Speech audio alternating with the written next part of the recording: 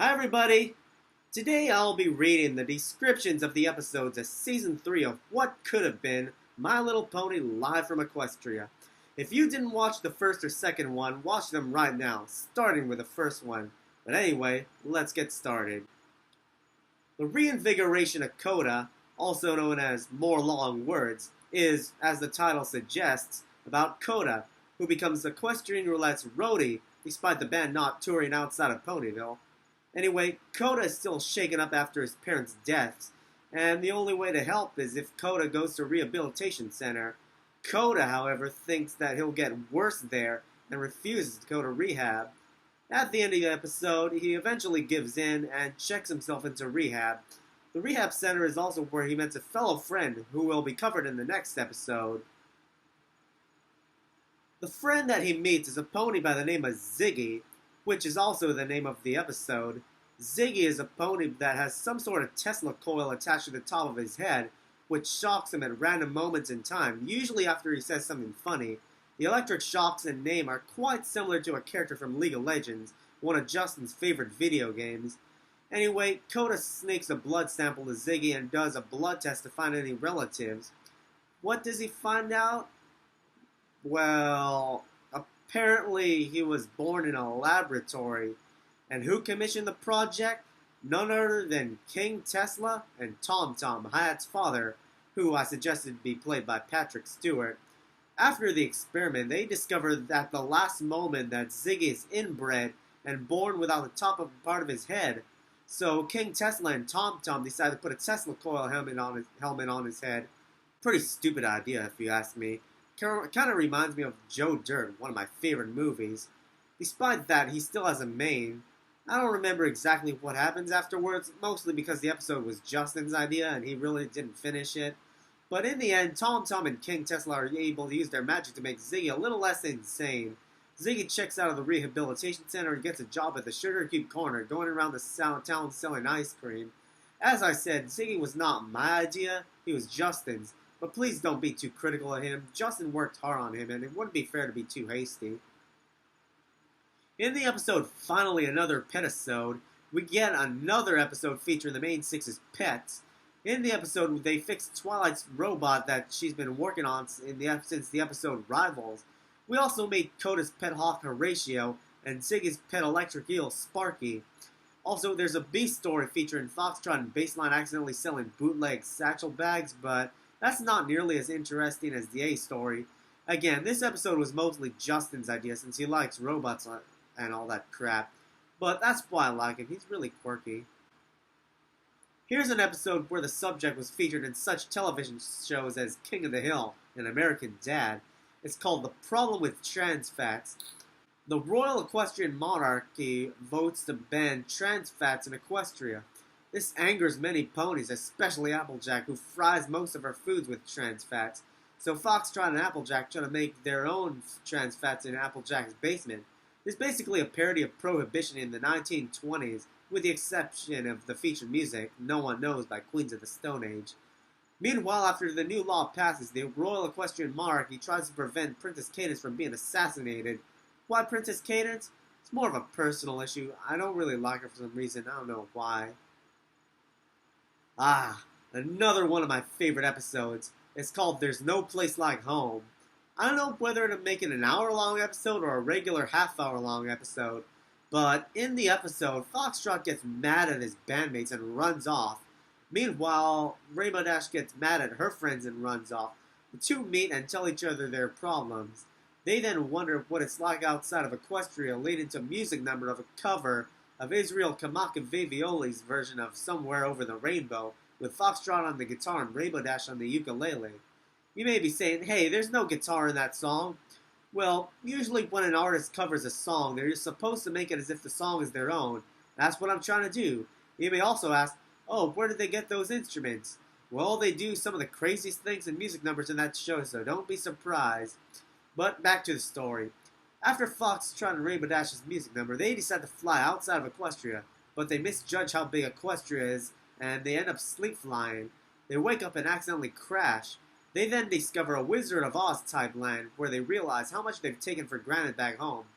As I said, this is one of my favorite episodes. I may not be the first one to create a Wizard of Oz My Little Pony mashup, but I don't care, it's still pretty good.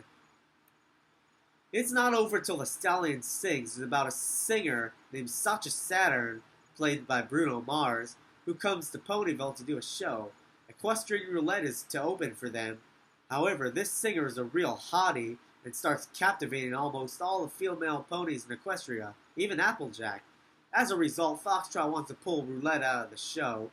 I like this episode mostly because of the guest stars I wanted in the episode. I already mentioned Bruno Mars as Sacha Saturn, but it also has another musical guest star, John Mayer as John Mayer. I know a mare is a female horse, but I decided that John Mayer is Mayer's son. I haven't really come up with much for this episode, but who cares, right? I also didn't come up with much for this episode, which is called The Missing Violin. Actually, I believe that the episode was Justin's idea. But anyway, in the episode, Octavia loses her favorite violin, so she and Coda go to look for it. Not only do they find it, but they also find another violin who belonged to someone pretty important. This is also the only episode where Foxtrot doesn't appear throughout the entire episode. Well, unless you count the opening credits, which no one does. In the sequel to A Date with Derpy 1, Saving Cloudsdale, A Date with Derpy 2, Back to Manhattan, is about Derpy recruiting Foxtrot and Bassline to do a mission in Manhattan. However, the trip sparks up Foxtrot and Bassline's memories of their, history in that city. You may be thinking, what, the two didn't resolve everything and what happens in Manhattan stays in Manhattan? Well, I didn't come up with much for this episode, so forgive me for that. I also wanted to come up with a couple more sequels to A Date with Derpy, so this is what I came up with.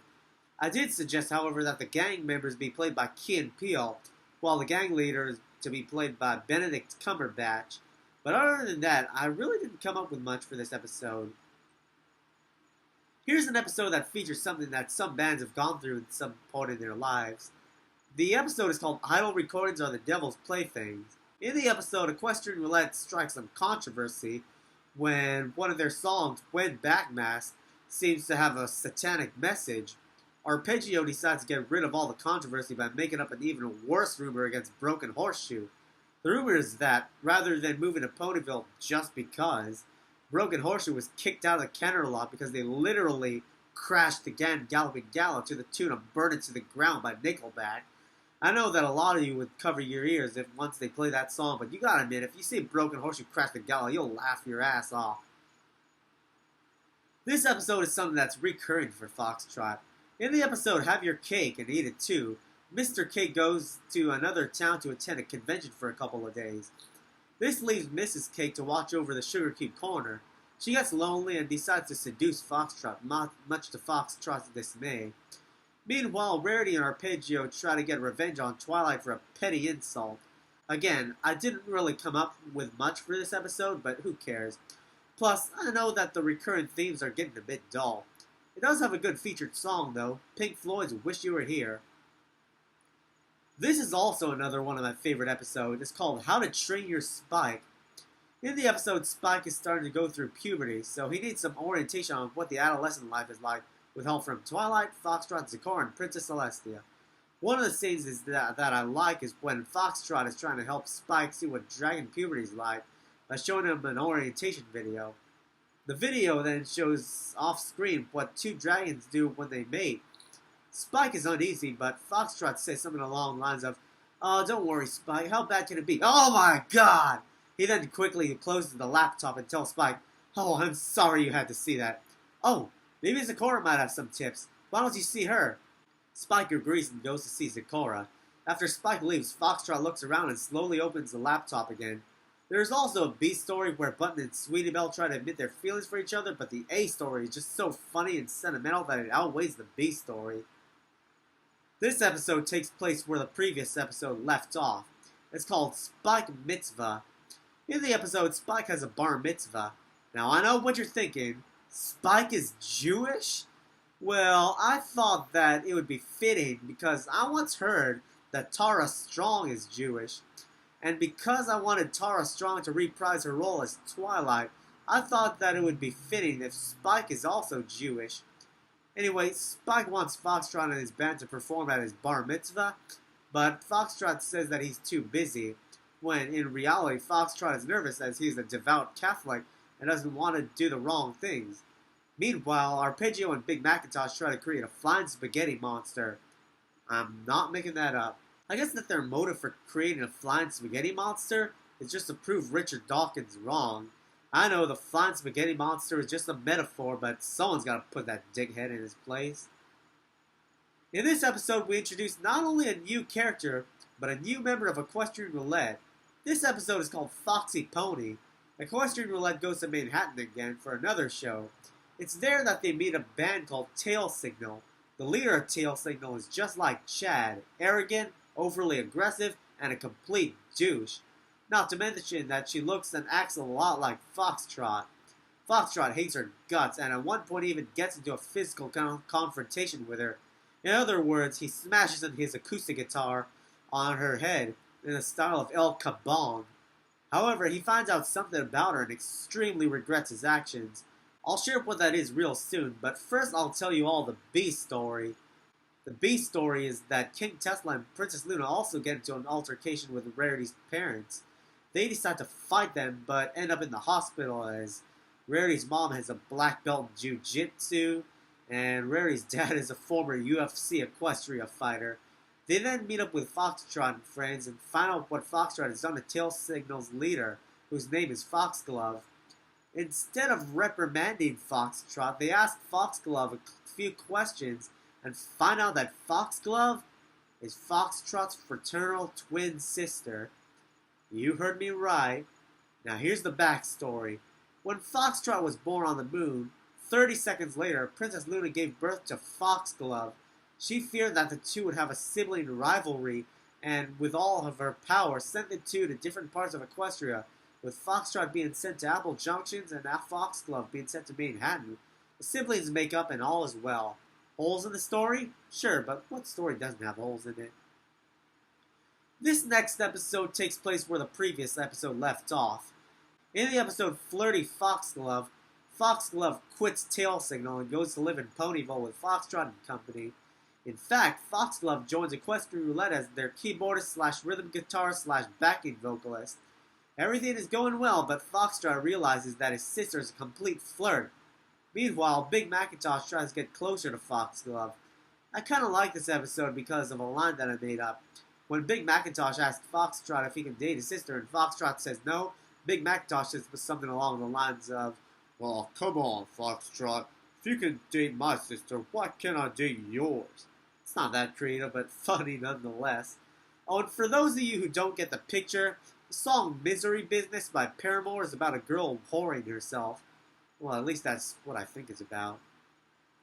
This episode isn't that interesting. It's called BFF Rivalry. In the episode, Big Macintosh, Flash Sentry, Shining Armor, Hi-Hat, and Arpeggio argue on who Foxtrot likes best after they hear that Foxtrot has a special gift for one of his friends. Meanwhile, Spike and Pinkie Pie try to break a record by baking the most cupcakes in an hour. Do they accomplish this? Initially, no, but the next day they find out that the original record holder was disqualified because he didn't actually make the cupcakes. Therefore, that makes Spike and Pinkie Pie the new record holders. Also, you may be asking, who did Foxtrot give the gift to? It was none of them. The gift turned out to be intended for Coda, who thought that the guys arguing were being stupid. Also, this episode doesn't have any featured music for some reason, and I have no idea what the gift was, so don't ask me. Named after the band from Bill and Ted's Excellent Adventure, Wild Stallions is about Foxtrot, Hi-Hat, Shining Armor, Flash Sentry, and Big Macintosh having a guy's night out. But after Foxtrot hears that Coda hasn't been on a guy's night out before, he tags him along. Meanwhile, Pinkie Pie and Arpeggio try to have a romantic evening, but keep getting disturbed by Rainbow Dash. I've only come up with a few things for this episode. One of the things is that Foxtrot and the gang pretend to be a boy band and sing and dance around to One Direction's What Makes You Beautiful. It's at that point that Coda turns off the radio and proclaims that this song is stupid, which it is. I ramble on about how the lyrics makes no sense, but then again, my song lyrics make no sense either. In the episode Hello Kitchen, it's Foxtrot's birthday and his friends want to throw an amazing party for him. Pinkie Pie brings her uncle to help make the food, but everything becomes disastrous when he takes things too seriously. Meanwhile, Applejack and Vinyl Scratch try to keep Foxtrot occupied before his birthday party. In the episode, I wanted Pinkie Pie's uncle to be played by Gordon Ramsay. I also wanted Maroon 5 to guest star as themselves. Now, if the characters play themselves, how is that going to work? Will they be in pony form or Equestria girls form? Well, I haven't thought of that yet. What do you think? If Maroon 5 play themselves, should they be in pony or Equestria girls form? And yes, I know that Maroon 5 are not girls, but that's what I call the human forms of ponies. Cannot just call them human form because then it would be live action. But aside from all of that, should I make Maroon 5 in pony or Equestria girls form? Here's yet another one of my favorite episodes. It's called Equestrian Idol. In this episode, Foxtrot's band is slowly becoming irrelevant, Applejack's family is running out of money, and Rainbow Dash is looking for restitution after an embarrassing stunt.